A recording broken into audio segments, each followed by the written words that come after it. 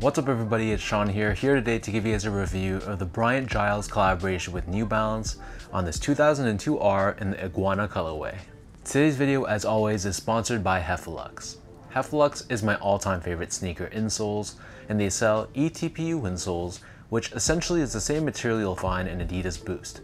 So if you're looking to add some additional comfort inside your shoes, be sure to check out their website, which I've linked down below in the description box. You'll see they sell a variety of different insoles, so depending on the type of insole density and the cushioning setup you're looking for, you're going to find there's a suitable pair for everyone. So I've been a paying customer of Heffelux for years now, and to me, I personally find them to be very comfortable. So if you guys want to check them out and try a pair for yourself, be sure to use the code SEANGO at checkout and get 15% off your entire purchase. So this is a collaboration between LA-based artist Bryant Giles with New Balance, releasing both this 2002R along with a mule version as well. These dropped on newbalance.com on July 14th for a price of $160 US or 200 Canadian dollars. And the official colorway for this shoe is Iguana and Capulet Olive, and the style code is M2002RAG. So this is one of the most creative and intricately designed 2002Rs that I've seen lately. And I'll show you guys all the details throughout the shoe, as well as the box too. So as you guys can see, this comes in this custom branded box featuring Bryant Giles artwork all throughout. So this is all filled with his custom art, which looks very, very dope, very colorful, and it's a refreshing change from the plain normal gray boxes that 2002Rs usually come in. As for the shoe itself, so the majority of the shoe is done in this olive green sort of shade. As we take a deep dive into the upper, so the base layer is constructed out of a green colored canvas. Right above this, we have this hit of suede with the New Balance N logo embroidered in the middle, and we have additional suede overlaid on top of either side as well. Surrounding the front toe cap, we have more of that green colored canvas with Bryant Giles artwork embroidered across, and you'll see that same canvas material covers the mid panel of the shoe also. The top two eyelets are constructed out of a green colored TPU, and the New Balance N logo, this is very unique. So the logo is actually done in the form of a patch, which sticks onto the body of the shoe using Velcro. And if you remove this patch, it reveals this sort of gradient-like finish underneath. When you compare this to the medial side though, the New Balance N logo here is much more like your normal New Balance N logo, so it's cut out of an olive green colored suede with a backing of canvas underneath. And in addition, the rest of the body of the shoe, it continues to feature Bryant Giles artwork, also embroidered across. Towards the back end of the shoe, we have another overlay of suede with 2002R branding debossed across, and we have more canvas wrapping around the back of the shoe. On the bottom, we have the words "What Now?" and then above this we have this triangular cutout, revealing this TPU New Balance branding also in olive green, and the top portion of the heel is also constructed out of canvas.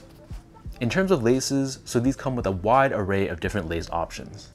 So the standard default lace is an olive green flat lace, but they also come with a sail colored lace, a gray colored lace, and my personal favorite, these fuzzy oversized pink colored laces too.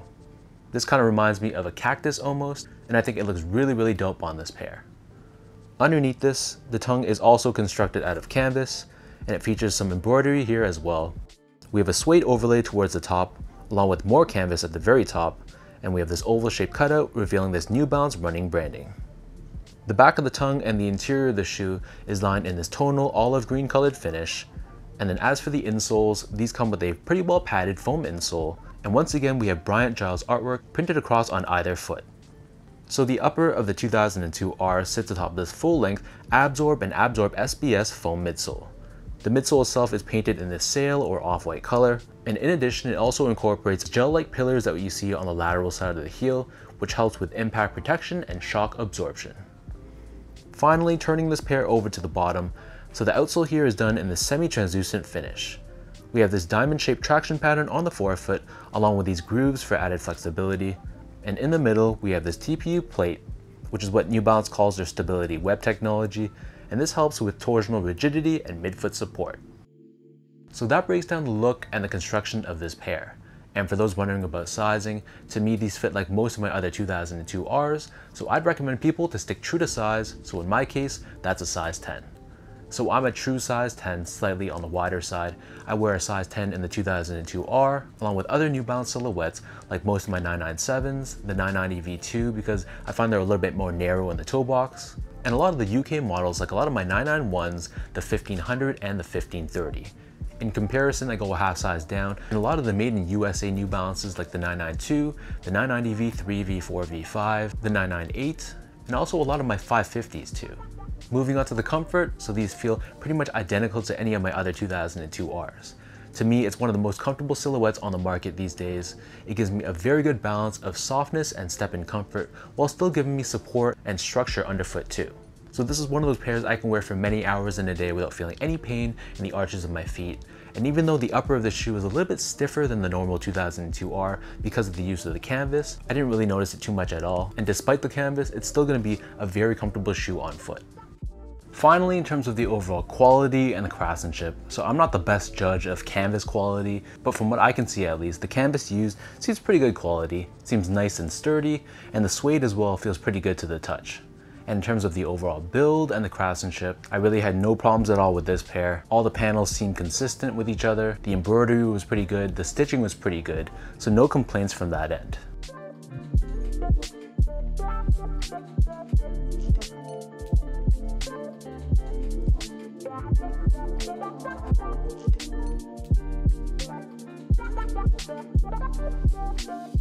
With all that out of the way now, let me toss these on feet and I'll show you guys how these look.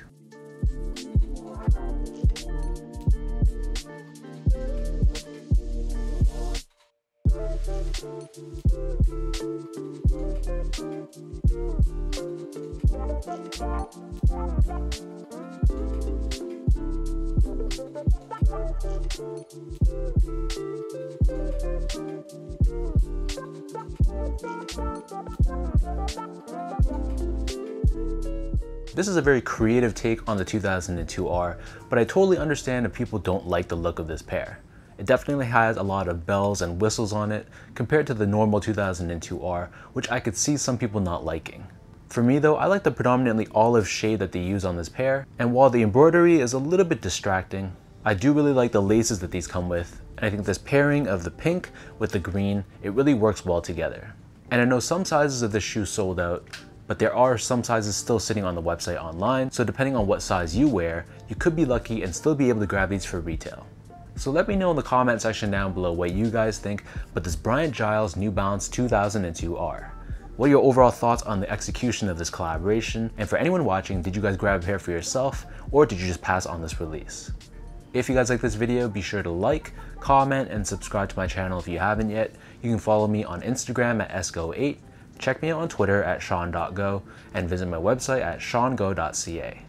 So until next time, thanks so much for watching. Hopefully you guys enjoyed this video, and I'll catch you guys all in my next review.